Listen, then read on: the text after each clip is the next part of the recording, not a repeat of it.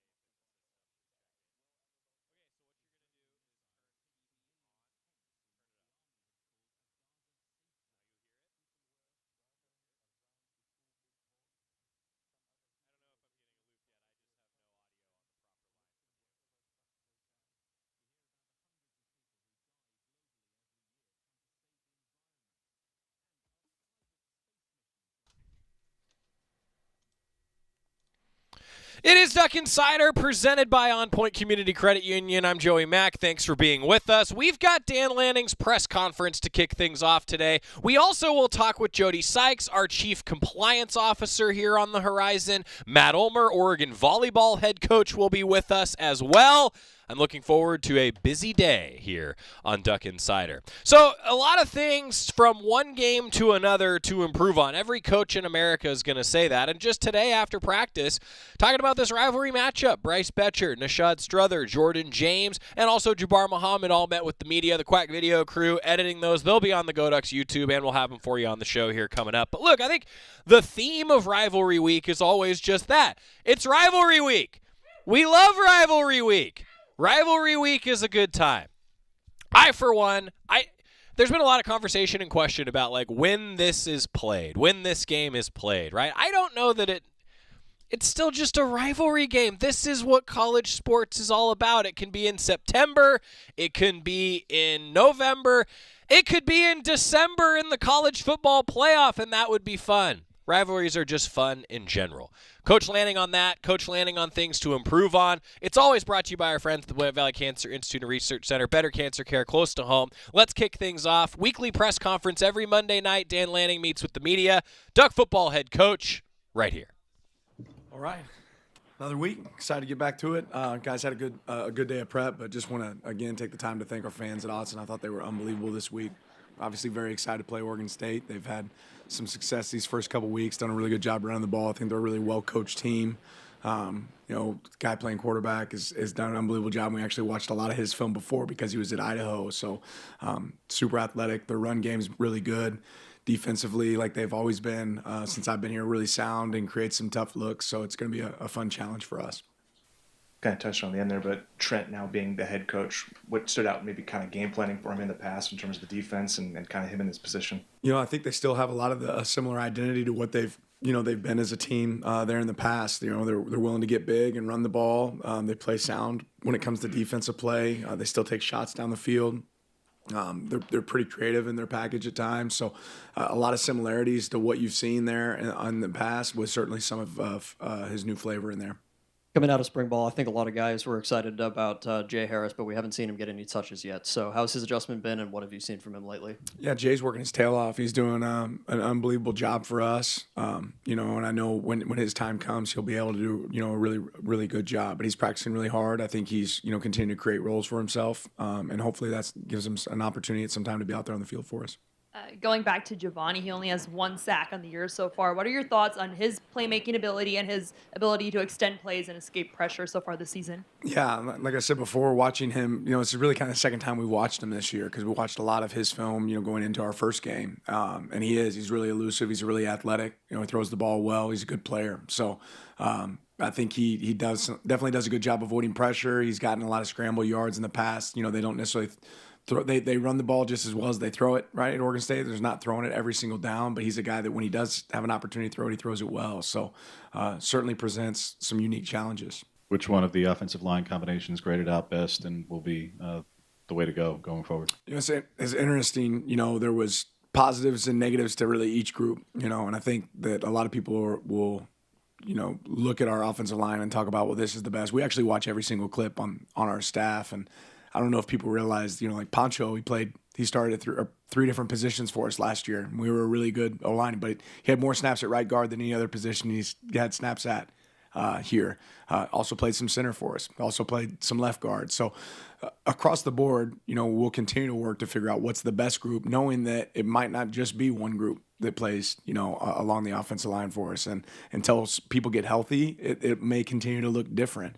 We're going to have to keep challenging ourselves to figure out what that looks like. I do think we found some highlights, at times of guys looking well, but, had some lowlights at multiple positions, and didn't matter necessarily what position a guy was at. There was mistakes at all of those. But I promise you, nobody looks at it closer than we do.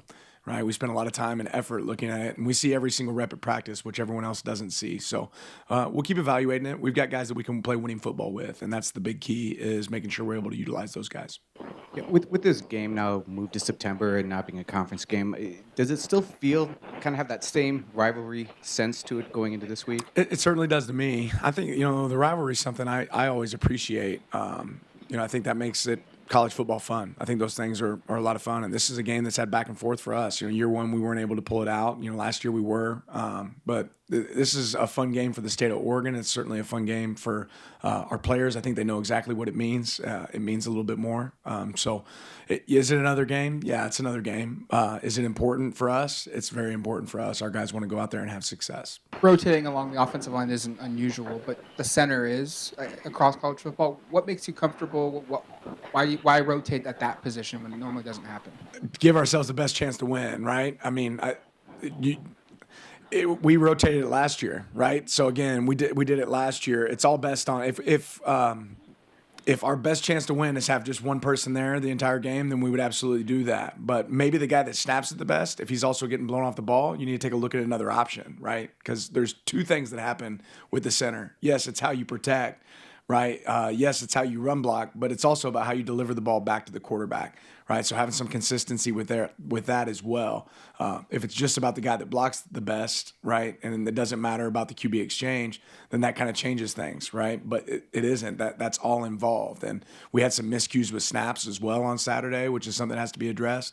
But it all plays a part into it. And again, if we had clear five, these are the guys, no brainer, that's exactly how it should play, and they were clearly better than everyone else, and that's the way we would roll every single time. And I don't know that there's that consistency yet to figure out, but hopefully we figure out where that falls. We'll keep evaluating it. With as many sacks that have been allowed so far this season compared to last season and the season before, how do you work on the trust between Dylan Gabriel and the offensive line going forward?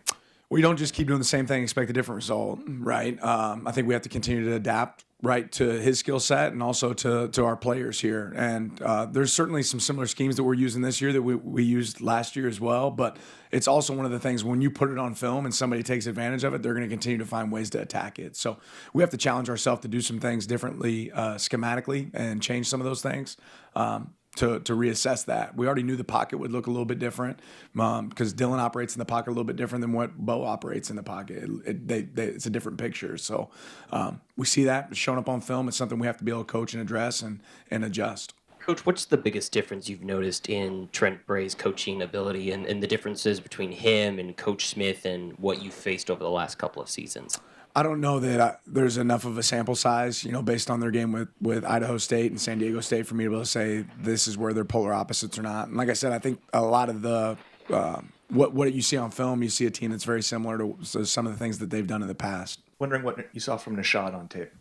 Yeah, some good, some bad. I thought he did some really solid things. We also had a penalty, not getting set on a play, created a shift. And, if you walked away with anything big from the game, I think what I noticed for us offensively is when we had a negative play or a penalty, right, those drives didn't lead to scores, right? So that's where it really starts, right? Defensively, when we give up an explosive play, a lot of those drives did lead to scores. So if you can look at it really simple, those are the things that we have to attack and improve on. But Nishad had some real positive plays and then had some plays that he could definitely be better at as well. Oregon leads the FBS in pass breakups after week 2. What are your thoughts just on the secondary and how well they've come together so early in the season and how they can help you on Saturday? Yeah, I think that our guys have done a good job on contested catches and 50-50 balls, avoiding, deep balls over their head. I also think that it's only going to get more and more challenging for us as the year moves on with some of the guys that we'll get the opportunity to play against. So good opportunities so far and taking advantage of the ones we've gotten. I think we're playing tight in coverage. At times, I think that showed up, for us on Saturday, but there were some plays that we could have been better for sure. So that experience is going to help us throughout the season for sure. For nearly 3 years now, Dan, you've talked about if you're good enough, you're old enough, and you said that in reference to the O-line Saturday night. There aren't a lot of particularly young guys outside of Poncho. You mentioned he played quite a bit. So is the door open to whether it be Janoris or Shaq or Trent? Do you want them to get first-team looks? Is that what you're alluding to, that some of those freshmen could also get looks? If they're ready for it, I don't know that any of those guys right now have earned that opportunity in practice. It would show up in practice first. Those guys are all getting better. Janoris has certainly been really close, and there isn't a huge separation gap, right, from top to bottom right now for our group. But if those guys earn those opportunities, absolutely. Do I think that's going to happen this week? Not necessarily.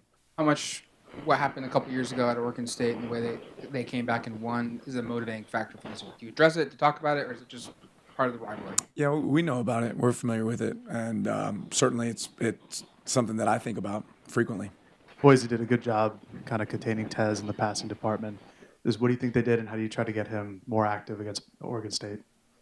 Well, I think that if teams playing us, they're going to try to find ways to do that, right, to take away Tez. But the thing that's a positive is that there's other explosive players around Tez, and we were able to take advantage of some of those, right, the other night. So that'll always be, part of the game. But if they're taking somebody else away, then that gives an opportunity to an Evan Stewart or Trayshawn or our tight ends to be able to take advantage of. Coach, with 2 weeks now of film, what do you think some of the issues in your eyes are going on with the offensive line? Do you think it's communication? Do you think it's just not reading the defense? Do you think it's just chemistry? I mean, what have you been able to kind of... Just the things that I alluded to, right, already as far as, negative plays. And some of all the things you mentioned can be a part of that. What stands out to you on tape with Griffin and Hankerson for OSU? Run really hard. They do a good job of being patient, and then the explosive when they get the opportunities. They're a duo stretch team, and they have a lot of success with it. The guys break tackles, so really patient runners that are able to hit a burst when the hole creates itself. Whether it's in the receiving game or in special teams, obviously speed came in a huge way this past week, and against a lot of teams it will. How much do you want, obviously with that kind of weaponry, you want to steer into that, but do you want to rely on it? Like, how heavily do you want to rely on it, Dan? Where obviously when it can be a mismatch and advantageous, absolutely. But you, I'm guessing, would prefer not to be in disadvantageous situations where you need it to be the big special teams. You need to count on it. So how much do you want that asset to be a focal point of this team and a part of the identity?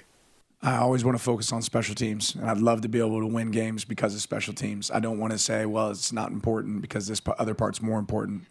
Do I want to score as many points as possible when we're on offense as well? Yes, but if we get an opportunity to have returns in special teams game, like that's awesome. We should not coach it less for it not to happen. Not sure if you got the chance to sit down and watch Bo's debut, but what were your thoughts on that? I didn't get a chance to watch it. Was able to follow some notes, but I saw his post-game comments, and I know how hard Bo works. I know how much he competes. It sounds like it was a tight game down the stretch, and maybe had some early adversity. But I know how he'll respond to that. I mean, he had some early adversity in his first game here, and then turn into a hell of a player for the Ducks. So I know he'll do the same thing for the Broncos.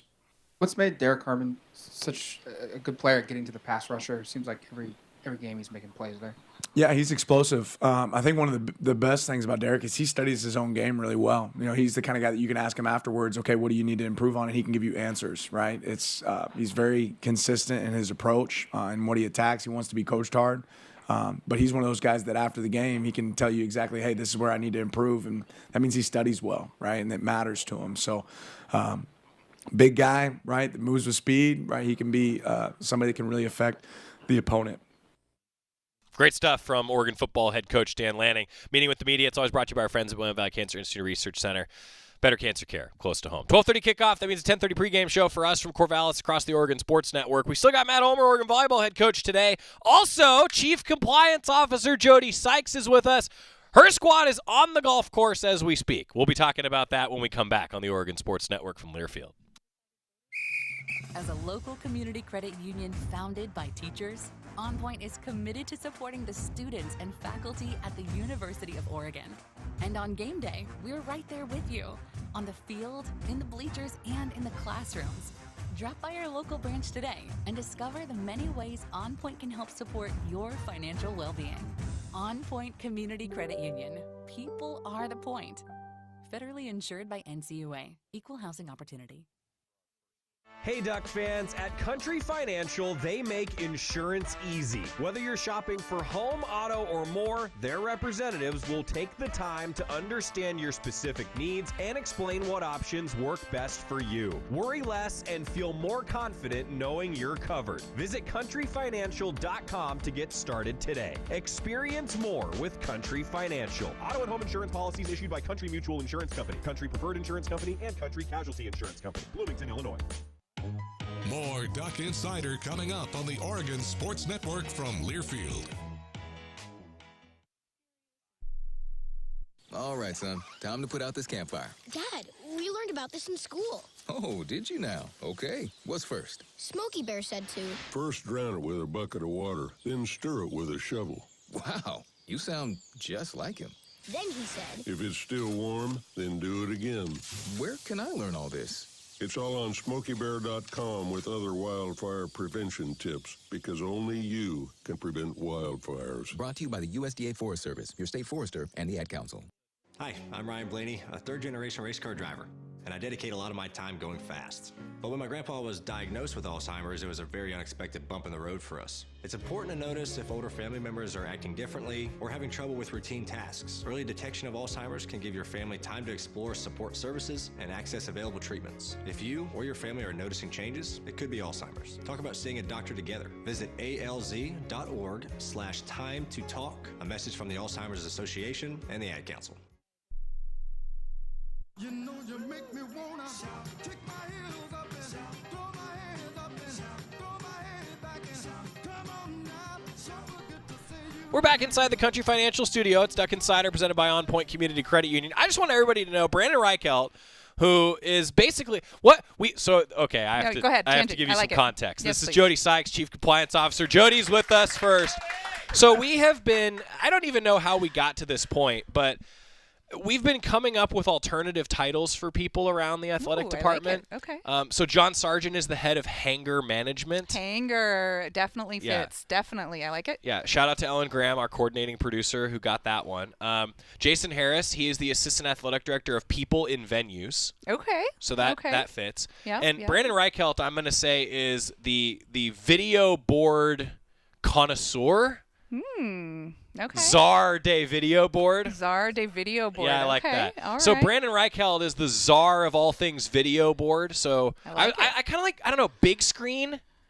Yeah, the big screen czar. Big screen czar? Big screen Okay. czar. That's All right. Brandon Reichelt. There we go. We have an old photo. I don't remember if you remember this marketing campaign. It's Coach Horton, the I Want You at PK Oh, yeah, Park, where he points. Uncle Sam Right, style. right. Mhm. I've had that on the door, and Brandon just gave it like a high five as he walked out the door today, and it just made me very happy here in the studio. Yeah. So, Chief Compliance Officer, do you have any suggestions for what your alternative business card should be? Oh, I oftentimes refer to myself as the queen of paperwork with our student athletes. So, we can go with that. Okay. I'm okay with that title. Queen of paperwork, Queen Jody of Sykes. paperwork, I like that. You can call us that because we have all the forms and files and processes and I-dotting and T-crossing that we do in our world. Yeah. So, yeah, I asked you this one once aspect. before. Like, compliance really kept paper companies in business, much like broadcasters. For sure. Has since it's shrunk. all electronic now. Yeah. Yeah, everything that we used to do in paper, whether it was forms with the student athletes or even the manual, the NCAA doesn't even produce the manual. You Right. can get the PDF version and print it out if you yourself. want to, but you have to print it yourself. But yeah, no, everything we do with the student athletes is all electronic now, with the exception of maybe one or two little things. Everything we do with the coaches in terms of rules education is all done via PowerPoint and electronic video and things like that. It's all the reams of paper that we used to go through as a department has definitely diminished over the years, and compliance is a contributor to that. We were just talking about how the Oregon golf team, the women's golf team, is on the course right now. Jody's the sport liaison sport administrator for Oregon women's golf, and as a result, I even asked just now, so you still keep your paper scorecard, but then things have gone digital, and in a tournament I guess some tournaments are a little bit different, right, in how you go about the scoring. I still like having the paper for a golf game. And I think you just so from a USGA perspective, you still have to have a paper scorecard with 2 signatures. Right. So for college tournaments and for bigger tournaments like USGA tournaments and professional tournaments, the USGA rules are still going to be followed, and they're still going to have that paper scorecard. So it's great to have like a Golf Stat or Birdie Fire or Golf Genius programming where you can kind of keep up with things. But you also have to understand that those are not final until those 2 signatures have been achieved and until those 2 signatures are official and USGA has done their thing. So it's kind of nice to be able to see what's going on, but understand that maybe there might be something that's wrong if whoever was the inputter, didn't get it quite right. It's like unofficial stats. Yes. You're, until the final and they check that box. Yes. Yeah. Exactly. So for example, any stat. Actually, the best example I can give of that in a real-time setting. Initially on the field, Noah Whittington was credited for a touchdown this past weekend. Right. Then it was since revised to a fumble, a recovery. Jaden Lamar has been credited with a touchdown, which I said this on the air. Shout out again to Jaden Lamar for the heads-up play in that moment. Otherwise, we might be having a very different conversation today. Absolutely. So, not final until it's final, I guess. It's kind of like the replay, right? Where you get you sometimes have to go to the replay to make sure that you get the score right or the credit given to the right person or whatever it is. Stats are the same way. And I mean, even compliance to an extent where we're constantly saying to our fans or our coaches, hey, we need to go check that out, or hey, we need to go read the paper version of that rule so that we make sure we give you the right answer. So we'll talk a little bit of compliance, a little bit of golf, and what else Jody has been up to. So what is the latest in compliance? Open floor. What should fans know? Yeah. There's nothing changing in college athletics right now. No, college athletics is just status quo. And if you don't hear the sarcasm, then turn up the volume because the sarcasm coming through should be hopefully heavily dripping. College athletics right now is just a constant change, and compliance is no different. We are trying to keep up not only with our transition to the Big Ten, which has actually been very smooth, and kudos and shout out to the Big Ten staff for helping us make that transition a pretty smooth one, but also just everything that keeps changing every day. I open a new email and I'm like, oh, this person is suing about this. Okay, so what is that going to do to the rule? Or even last week when the House settlement was delayed, and what is that going to do to the overall planning and outcome that we've been working on as it relates to the House settlement and its implications? There's a production coming in October with some possible legislative changes, but we won't know until October how the council is going to vote on those. So we're constantly tracking on things that might change. For example, something that might interest the fans is that the National Letter of Intent program might go away. And it's not that the idea behind it goes away, but the actual execution of a national letter of intent will happen by the institution if this is voted on in October. And so it's like, okay, so how do we then change the financial aid agreement or the wording of a financial aid agreement to incorporate the things that were previously in the National Letter of Intent? An example being the recruiting ban. Right. When a prospective student athlete signed a National Letter of Intent, there's a recruiting ban language in that document that basically says, all right, other schools, you can no longer call our student athlete because he's committed, he's signed with us, so you can no longer call, right? Well, that would have to somehow be incorporated into the financial aid agreement because that's not currently part of the financial aid agreement. Interesting. So little things like that we're constantly trying to figure out how to implement or waiting for them to officially change. So half the time we're talking with coaches about, well, this could happen or this could change, but then we don't know the official change until later on. Well, I think it's interesting to talk about. There's a lot of processes with something as large, right, as college athletics. I mean, you mentioned the House settlement. That's made a lot of headlines, and I think maybe for the casual fan, a good refresher on that, it has to do with, well, a lot of things, to put it lightly. But the point, I guess, that I'm trying to make is, there's so much movement, but then there's also still a process to vote on said things. And I'm sure some coaches have one opinion, some coaches have another opinion, but that's why those votes exist. Well, then you have to take the things that have happened in the law system, in the court systems. Right. So, for example, multi-time transfers, right? That change happened as a result of an injunction last November that went through the court system that basically said if you have previously transferred, normally we have a one-time transfer exception, right? So one time, otherwise you got to sit before you can represent the new school. Well, last November, that changed based on an injunction. That's right. And then it changed to become more permanent based on an NCAA blanket waiver, because just because you have the injunction doesn't mean that the NCAA rule has changed, right? So we've got both of these lines happening at the same time. So we get this blanket waiver that gets changed that continues to allow it for the rest of the year. And then in June, we get permanent legislation that essentially allows multi-time transfers to be codified and permanently part of the changes to the NCAA bylaws. So just because you hear about something, it could be temporary, it could be legislative, it could be lawsuit, court related, and so then you're trying to keep track of which one was permanent and which one wasn't. It's a lot right now just to try to keep up. Your role, I feel like the most public section of compliance is that entry into a university, whether it be national letter of intent, the recruiting process, transferring. That's been, I guess, the most public thing that has changed. Is that the thing that's actually changed the most in college athletics? Like, I don't know. I guess I never really thought about it in that sense. There's a lot of things behind the scenes that we do, right? And a lot of people will never see them, right? You'll hear about the recruiting stuff. Maybe you'll hear about walk-on getting a scholarship, and technically we execute the scholarship behind the scenes, right? Yeah. And so those are some of the public pieces of what we do, but there are really a ton of behind-the-scenes things that we do as well. I would say the area of recruiting, especially as it relates to transfers and kind of just deregulation in that area, has definitely been one of the biggest areas that has seen change, and frankly in the last 5-ish years or so we've seen a ton of deregulation in general. Right. So it's no longer the compliance office saying, hey, you can't do this, here's the bylaw that says no. It's permissible from a compliance perspective, can your budget afford it? Right. And then they have to make a budget decision, the coaches or the business office or whomever it is has to make a budget decision. And in some ways I bet that's harder.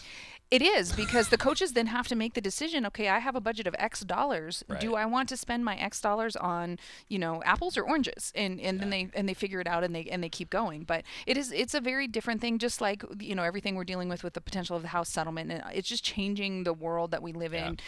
Even in the last 10 years, certainly in my 20 plus years of doing this, the world of college athletics, the collegiate model is very different. And you just ride the roller coaster and you enjoy the change or you get out. Those are your choices. Well, and it's interesting. I've had this conversation with a number of people now. Like, yes, it's changing. Rob Mullins has even said this publicly. It's probably not what we all signed up for 10 years ago because it's changing that much. But also, there's a new landscape to be playing in. Absolutely. Which makes it fun or not. Mm-hmm. And I think it could be both on both days. Sure. Right? Some days it is fun, and some days it's challenging, and you get to see the aspect of all of those things that are happening. And then other days it's just smack my head against the wall chaos. To the point where I'm like, I just need a break. I just need 5 minutes. give me 5 minutes. Right. Decompress. Yeah, exactly. Because even today there's another NIL lawsuit out there with Michigan, and it's just. It's constant, and it's hard to keep up with, and you just never know what's going to happen and what's going to get settled and what it's going to do to not only the student athletes who are directly impacted, but all of the staff that are here, not only in the University of Oregon Athletic Department, but across the nation, and what that looks like for people's livelihoods and student athlete experience, and just there's a lot. That's why Jody golfs. That is. Yeah. That is why I golf. When we come back, the queen of paperwork on the golf course. We'll get to that coming up. I'll explain my point here in a minute. Quick timeout. Come back. Jody Sykes here, Chief Compliance Officer. More on the Oregon Sports Network from Learfield. Dear summer vacay, load up on fun in a new Toyota. Go off-road in the 4Runner, haul it all in the Tundra, play hard in the Tacoma, or take the scenic route in the all-new all-hybrid Camry. Visit Toyota.com for more info. Toyota, let's go places. As a local community credit union founded by teachers, OnPoint is committed to supporting the students and faculty at the University of Oregon. And on game day, we're right there with you, on the field, in the bleachers, and in the classrooms. Drop by our local branch today and discover the many ways OnPoint can help support your financial well-being. OnPoint Community Credit Union. People are the point. Federally insured by NCUA. Equal housing opportunity. Dear summer vacay, load up on fun in a new Toyota. Go off-road in the 4Runner, haul it all in the Tundra, play hard in the Tacoma, or take the scenic route in the all-new all-hybrid Camry. Visit Toyota.com for more info. Toyota, let's go places. Don't go anywhere. Duck Insider continues after these messages on the Oregon Sports Network from Learfield. Kids ask their parents a lot of questions. Why can't people fly? Gravity. Is the moon really made of cheese? Yep, cream cheese. When can I move into a big kid's car seat? For some questions, parents may not have the answer, but that's okay. They can't know everything, but knowing the right seat for their age and size will help protect them in a car crash. Find out more at nhtsa.gov/the-right-seat. Where do babies come from? Good luck, Dad. A message from NHTSA and the Ad Council. When might you be buzzed? When you suddenly love everything. You guys, I love this song. I love these nachos. I love our kickball league. Ugh! I love this guy. What's your name? You know what I'd love? A ride when it's time to head out. If you see a buzzed warning sign, call for a ride when it's time to go home. Buzz driving is drunk driving. A message from NHTSA and the Ad Council. I love your car. Is this real leather?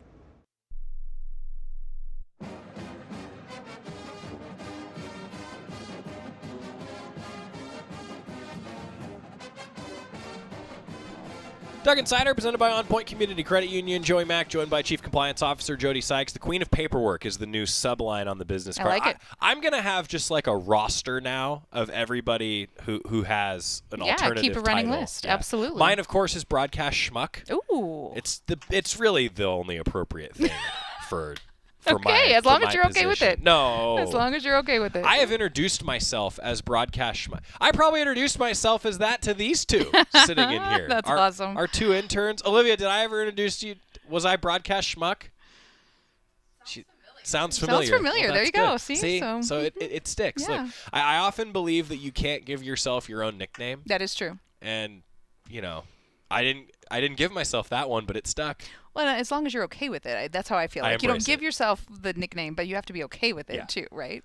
Look, the broadcaster sounds good when the team is good. Yes, there's no doubt that is about true. that. That is true. Those winning moments are much more fun to call. That's right. Than those non-winning. That's right. I There's hear you. No doubt about that. So, women's golf, that's one sport that, like everybody, transitioning in a new conference. But I feel like, Jody, one that maybe this transition doesn't impact them as much as some others. Absolutely. Yeah. When we were transitioning to the Big Ten and we did some points and bullets about it, we have, I think, 8 or 10 sports that aren't really affected by transition to the Big Ten. Football basically still continue with their charters. Yeah, that flight might be an hour longer, but it is what it is, right?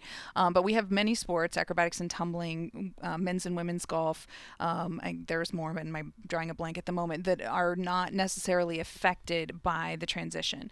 And women's golf and men, for that matter, are one of those because they had already designed their schedule based on where they wanted to go, the best tournaments in the country, which opponents fit for them. Sometimes it's based on invitation. For example, we get to go to the East Lake Cup this year because we finished 3rd at the end of last year, and only the top 4 teams get to go to that event. So then you rearrange your schedule for that, right?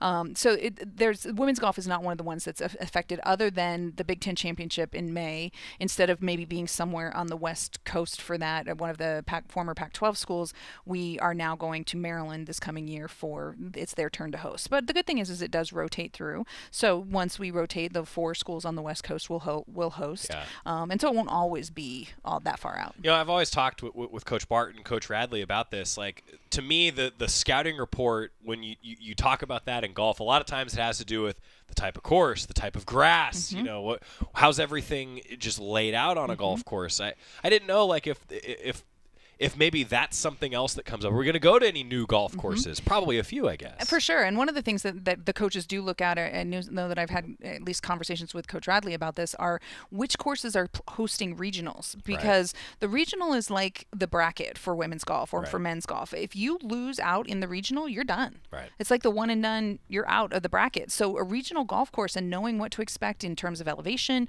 in terms of grass type, in terms of heat and humidity, those are things that are important to get you out of that regional, to be one of those top 5 teams out of that regional, so that you have a chance at the national championship. Because you don't even have a chance at the national title if you don't get out of the regional. And so that's something that they certainly look at in terms of which teams, which sites, what locations are hosting, and are they hosting other tournaments in the coming years that we could go play, so we get a look at that course maybe 2 years from now. We know we might get sent back there. Women's golf team today is in Minnesota, for example. So you talk about just hitting some different parts of the country. They'll be competing today, and into tomorrow we'll have some updates for you as, again, those scores become official. Right.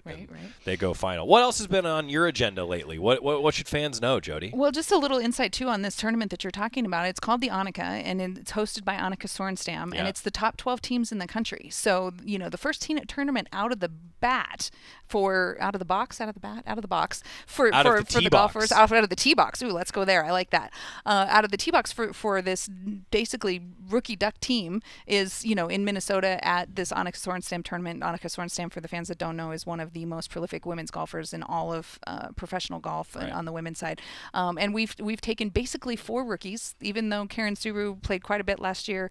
At the end, she hadn't played up until that point. Right. Kiara Romero, reigning freshman of the year, is the leader of that squad right now. And then with three folks that didn't play a ton, and they're really stepping up. And one of our freshmen, I think, shot 3 under today. So that's a huge accomplishment for them in what is her second collegiate round ever. Cool. They're great. Looking forward to hanging out with them a little bit this fall. I've got beach volleyball returning next week, so those student athletes are coming back, along with all of our other folks, men's and women's tennis, and everybody's starting to trickle in, and we start school on September 30th. So those are the big things, trying to just keep everything floating along and keep up with all of our sports and see how our teams can do. Well, and you mentioned beach, the other sport that you're the administrator for. I mean, student athletes are returning here the next couple weeks. That makes it fun around these parts. It does, and it's nice to see them at our games, and it's nice to have fans in the stands, and the student sections really do make a big difference. I know we've got some work going on with volleyball for a green beard, and something that we're going to do if we can get 4,000 people in attendance.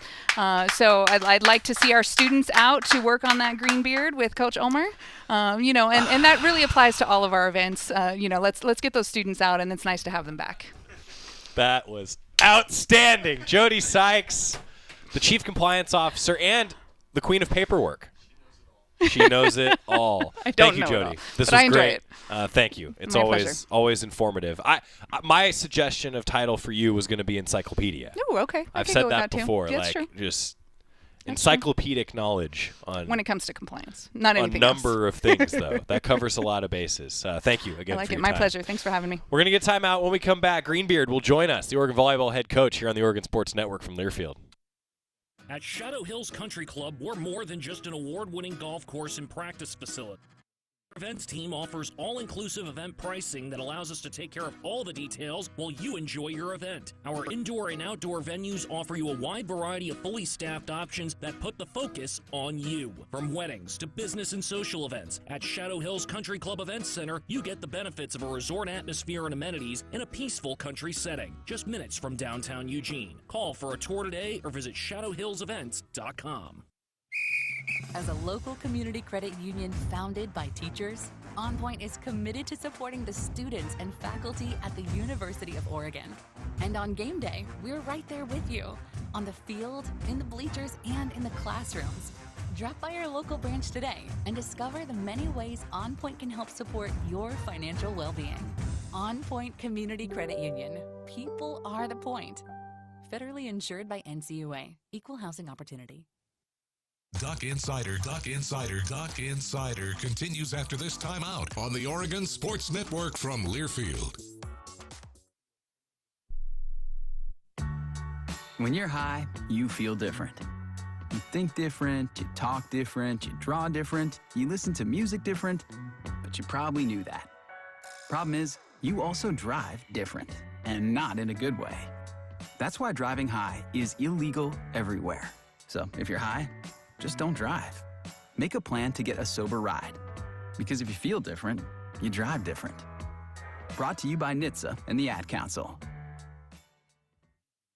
Are you prepared for an emergency or disaster? Because it's not a matter of if, but when.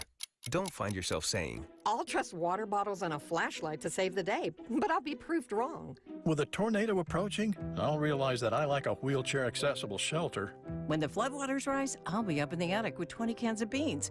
It's a recipe for disaster. let's prepare so we all have a better story to tell. Get started at ready.gov/older adults. Brought to you by FEMA and the Ad Council. I want you to know. I said I want you to know right now. You've been good to me, baby. This is good. And I've been to myself. Hey.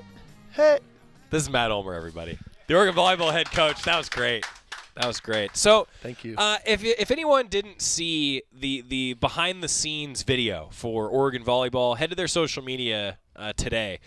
You'll get a really, really good look at what it's like to travel with Matt Ulmer. Uh-oh, I haven't seen it. Oh, boy!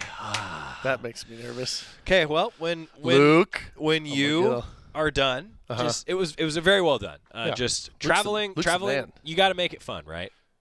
You do. And you make it fun. There's a lot of, like, you're off camera and, like, it just silly. shows your personality. And I wanted to start there. Like, road trips are where teams bond. My van killed it this weekend. Did they? So it was another van weekend? Oni and myself, there's probably a video of us doing Encanto, like, talk about Bruno, and I think we surprised some people. Oh. And we people are surprised we had by never you? done that before. Well, Oni was fantastic, and I think we just nailed it, and they didn't even – I think the rest of the van didn't really even know Encanto. And then when I could just, I'm driving. Oh, totally. I said, guys, you need to get together, but that's another story. But I'm driving, and I'm looking in the rearview mirror, and I'm seeing this. Ready? This type of reaction from the rest of the group, and Oni and I are just crushing it. And again, I think there's video. I haven't even seen the video yet, but I asked for it because I think we did it. Yeah, I want everyone to just take their time, find it on social media today, and just give it a watch. It was a van trip, though. We have one more this weekend, too. Good. Which I like the vans. I know. We really get a bond. You bond. I feel So, like. but I mean this sincerely. Like, there's this whole adage that, teams take on the personality of their coach, the coaching staff, and I think that I just thought that video, like, early in the season, I was like, this is a team that takes care of business, first of all, on the road trip, but has fun doing it. You have to do that on the road, don't you? Well, we spend a lot of time together. Right. Sometimes I spend more time with them than I do my family. Right. Like this time of year, Yeah. Thank you for being with us. We appreciate you. Well, I consider you family, That's nice. That's the nicest thing he's ever said to me. That's family is we, I think. You really brought that full circle, didn't you? And I don't know what you're talking about. And I think 2% of the audience remembered why that was funny. Well, maybe we can find the clip. And we can bring that back. Broadcasters. Anyway, continue, please, Coach. What was I talking about? Bonding. Bonding? Yeah, it's important. I don't remember. Once upon a time, Coach and I discussed how, like, as the hometown broadcaster, I'm not one that likes to say the phrase we. Like, we should do this. I just think that that's a line you don't cross in the broadcast realm, and especially because, if I say, like, we need to serve better, well, I have nothing to do with that, right? So I've always felt that it was disingenuous. Coach disagreed with me a few years ago. Yeah, and I think everybody else does too. No. If that makes you feel any better. No, a broadcaster sitting in the chair shaking heads vigorously, they're with me. No, you don't think the Oregon guys should be passionate about Oregon? No, I think that we should be passionate about Oregon, but you're not a fan of Oregon? I just think that saying, in my position, saying, like, we in reference to your team needs to do something better. Like, I'm not the one who's out there serving. I think that's unfair to the student athlete, unfair to the athlete if I'm saying, like, we need to be better, because I don't do that part of it. But I can't tell you how important your role is to our team's success, or our fans' role is to team success. So we can't do that without all of us. So I think that I agree with you. And so I think you're right. You're not the one playing volleyball, but guess what? Neither am I. Yeah. Does that mean my role isn't important?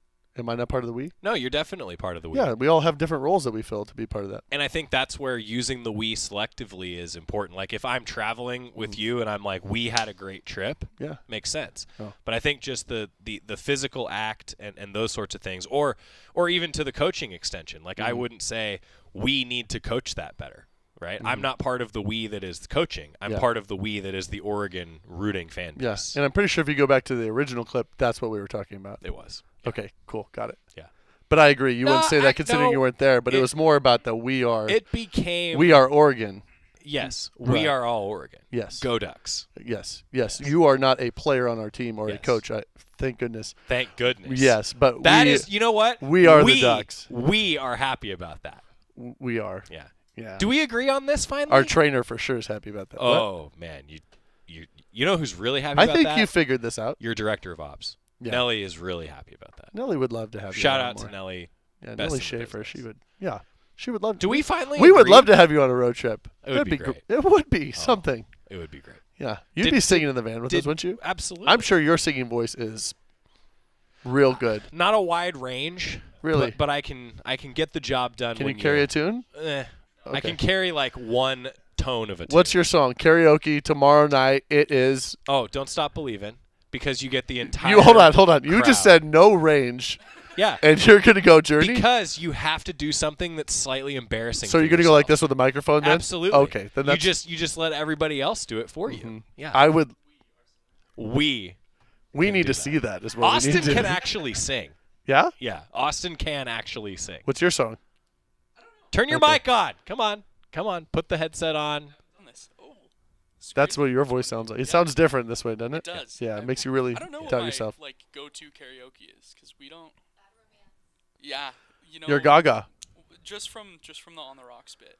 Okay. Yeah. Not sure if you're familiar, but you on the Rocks. Go follow us everywhere. Shameless plug. Wow. Shameless plug. Okay, turn his microphone off. the- You went for that right Oh, away. it's broadcast That was intern good. extraordinaire. Came an inch, took a mile. Good for you. The royal we. I think we finally agree on this.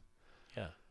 It's the same thing I've been saying the whole time. So I think what you're saying is you just got on board with what I was saying. Maybe and I then, misunderstood you know what? you. I do agree. Maybe I misunderstood you because I thought it was like That's everything. never happened before, Never, has it? once Yeah, before. no. And like I wouldn't use we in every context, right? Okay. I guess that's the point. Sure. Like I'm I not can going to agree- group I can agree with I'm not that. going to group myself in with Yeah. your student athletes and your coaches. Okay. That's the difference. Now, the fan base, we say go Ducks. Yeah. Yeah. Which I think is including our coaches and I agree with that. student athletes. So okay. Yeah. We'll keep going. How many broadcasters? Bonding is important. How many broadcasters do you hear say like, the word we in general? I don't know. Exactly. Yeah. It's not something It that doesn't a mean lot that of that's us do. necessarily great though. No, but I think it's just our Because when I accepted- listen to like a broadcast and they are the home team announcer, they might not say we, but it is we. Yeah. So exactly. I feel like that's worse. Than it's like you don't even know that you already are showing favoritism. No, I think it's right on the Like money. you just buy in. Yeah. Good weekend for you. Buy it. Well, yeah, that's right. Yeah, yeah, it was it was okay. It was good. We had ups and downs. I think we had some really good victories though. We did win. Yeah, Yes. that's true. We had long stretches of good play, and then we had stretches of just too much error, just error filled. And again, as we move forward, we're going to have to limit those and control the ball better. And but what I've liked so far is we've come back from being down, whether that was the first match with Pitt, or Colorado State Grand Canyon. We're both close matches, and we were able to come back and push. And I think that is a really important trait for a team to have. Yeah. That we're never out of it, and we keep pushing, and we're always competing. So I've been really pleased with that part of us. Again, we just need to be much more consistent than what we are, and hopefully practices will help us with that. Well, looking for consistency, and I'm glad you brought up facing a little bit of adversity. I mean, you stave off 4 match points. I think it was 14-10 in the fifth. Yeah, and you win. And we did win. I mean, 6 in how a row, about I that? think. Something like that. Yeah. How'd you do it? Great coaching, really. That was good. You're welcome. That was good. You knew where that was going. Yeah, that was good. Teed me up. Thank you. Yep. Something that this group has to, I'm going to say it as many times as possible. They're loving this right now. Our production crew is on the floor laughing. I'm really holding on to the wheeze. No, something that we appreciate you. Yeah, I know. See, that's what I'm saying. We do. Part of a new group is learning how to strategize mid-match or how to carry out a game plan, how to carry out a scheme and do it consistently. And I thought, to start the Grand Canyon match, the first set, we nailed our game plan, and they really had – it was 25-13, I think. Right. They had a really hard time executing when we were on it. And then I think, we're at the point right now where we back off, and we kind of get away from what's, what made us good. And so that's something that we're going to have to be much more consistent is, engaging our brains into following our schemes and playing to our strengths and trying to take advantage of their weaknesses, and just for a longer stretch, because our sport is a crazy sport. Yeah. All of a sudden, 5 points later, you feel like you don't remember how to play the game anymore, and they're the best team in the world. And it's like you have to just keep plotting point for point, doing your part. And so just flushing, resetting, doing it again. that's a big point of emphasis right now. Momentum's a big deal in any sport, but I feel like more so in yours with the nature of the rally. But we've talked about why, Yeah. right? So Yeah. again, our sport, right? It's like 6 games within a game because Yeah. each rotation is its own game, and so sometimes you can have 5 rotations that you are lights out in, and then there's that one rotation where it's hard to score or it's hard to block, hard to defend, or not a great server, something like that. So you can really get stuck in our sport in just a rotation. Some people have multiple, so it's like sometimes our game plan will be, can we be even in their good rotations, and then in those 2 rotations we can take advantage of, we just need to find a point and a point, we win by 2. So it's like you had these mini games within a game, and again, so we need to do a better job of limiting our bad rotations, and we're working through that. But then also, can we stay consistent enough to take advantage of theirs? And so when you miss a serve in their bad rotation, it's worth a lot sometimes. So you just need to be able to go back there and make them earn it. Serve and pass always important for you. Do you like what you saw? I think that is a thing. Our passing really has improved, over the course of our 5 matches. I think our last 2 matches, we were well above what our goals are. So that was great. And I thought it gave Chris a lot of options, and she, opportunities to set who she wanted. And, again, we have a lot of great attackers. Again, I would say not as consistent right now pushing the tempo we want. I thought our offensive rhythm was off a lot in that Grand Canyon match, but the last match of the weekend on Sunday, I thought that was the most complete we had played. And so that was pleasing to see, and hopefully we can push from there. Yeah, how nice is it, I guess, to even have like it's draining, there's no doubt, just in terms of endurance, but also like to go match to match to match. Like you saw growth, it seems like, in each. I mean, this time of year we need to play a lot. Yeah. And we probably haven't scheduled enough matches for us. I think we have 9, and we had that exhibition, but only 9. I think last year we had 11, in our non-conference, and this group probably would benefit from a few more matches. The hard part is you also want to stay healthy. Yeah. And so you're trying to balance, what is too much on the body, because it's a long season and the Big Ten's going to be tough, So we probably nailed it, I think, schedule-wise, but we could probably use more just from a gel and learning how to play together perspective. But at the cost of, getting hurt, probably was the right choice. Well, that's got to be a tough balance as a coach, though, right? Like some of that you may the non-conference piece is that it's worth a lot. Yeah. I mean, that's really where your RPI is. Right. That really sets you up. It's what empowers your conference. If everybody can go out and turn in a good win-loss record as a group going into conference, you're going to get more teams into the tournament. I mean, balancing who you play. Like, I thought it was important for us to go play at a place that had a great crowd and a great atmosphere. But, in a match that we were going to be testing, that's what Colorado State was, that first one. Colorado State, last year I think was top 10 in the country in attendance like us, and so that was, it's hard to serve there. Elevation, we've talked about it before, with Boulder. You're always uncomfortable in the Colorado gyms. And again, they had 4,500 people. It was a nice crowd that was loud and aggressive, and we won tight sets with that. So I thought, again, that was exactly what we were trying to get, and hopefully we learned a lot from that.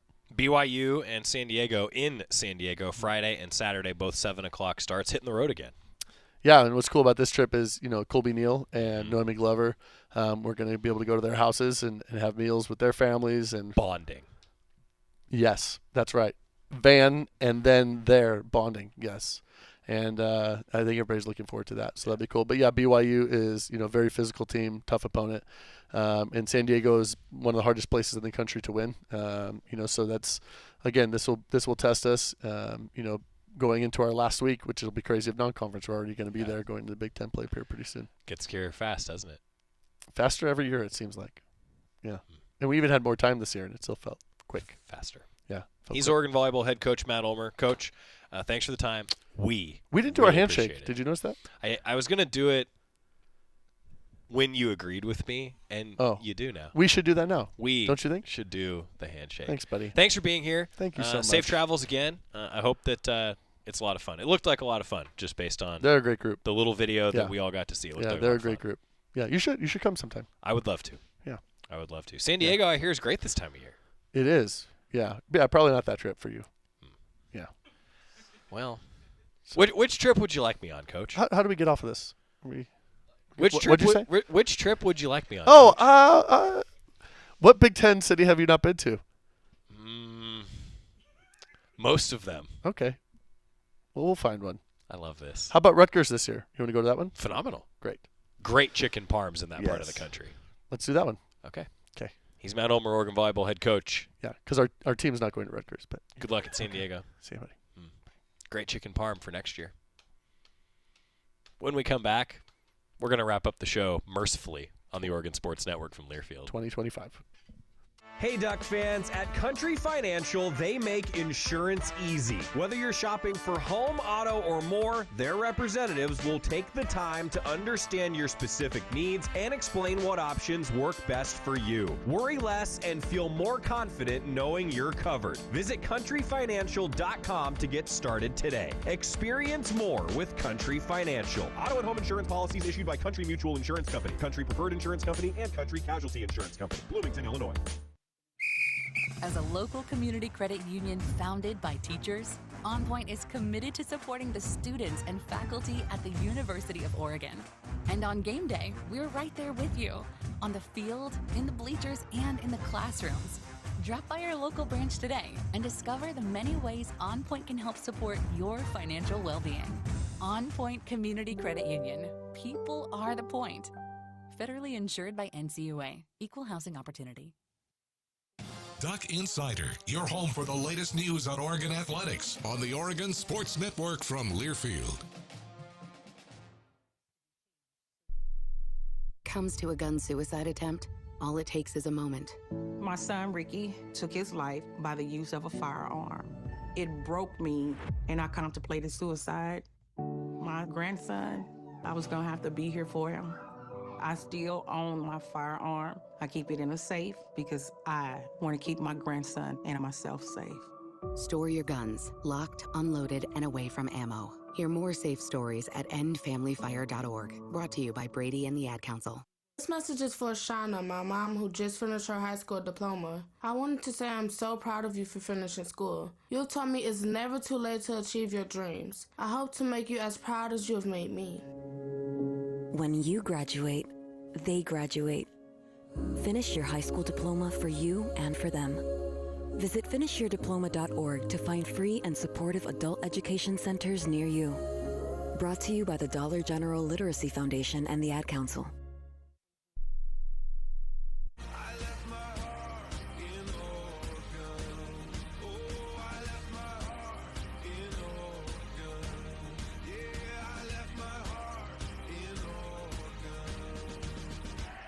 We're back on Duck Insider, presented by OnPoint Community Credit Union. Joey Mack in the Country Financial Studio. My thanks again to Matt Ulmer, Oregon Volleyball head coach, for joining us. Jody Sykes, heard a bit from Coach Lanning. And then after practice today, an in-state guy in Bryce Betcher, also Jabbar Muhammad, Nishad Struther, and Jordan James all met with the media. They'll be available on the Go Ducks YouTube channel, and we'll have them for you tomorrow on the show. Coach Lanning will meet with the media again tomorrow, getting ready for that 12:30 kickoff. Oregon at Oregon State. It's a rivalry game. I don't care when it's played. It's a rivalry game. Elsewhere, Oregon women's golf continues in action today. We'll have an update as their scores go final tomorrow. They will be in action, their first tournament of the fall for Oregon women's golf. And then this weekend, we've also got the start of Big Ten play for, well, everybody in the athletic department against a familiar foe in UCLA for Oregon women's soccer. That's Saturday at 7 o'clock. We're done. Tomorrow, another show. It's hump day. We'll see you then. You said you'd never buy your kid candy from the checkout aisle. Or forget extra diapers. You'd never lick your thumb to clean their face. Never, ever become a minivan mom. So when you say you'd never leave your child in a hot car, know it can happen. Cars get hot fast, and kids can be at risk in temperatures as low as 60 degrees Fahrenheit. Never happens. Before you leave the car, always stop, look, lock. Brought to you by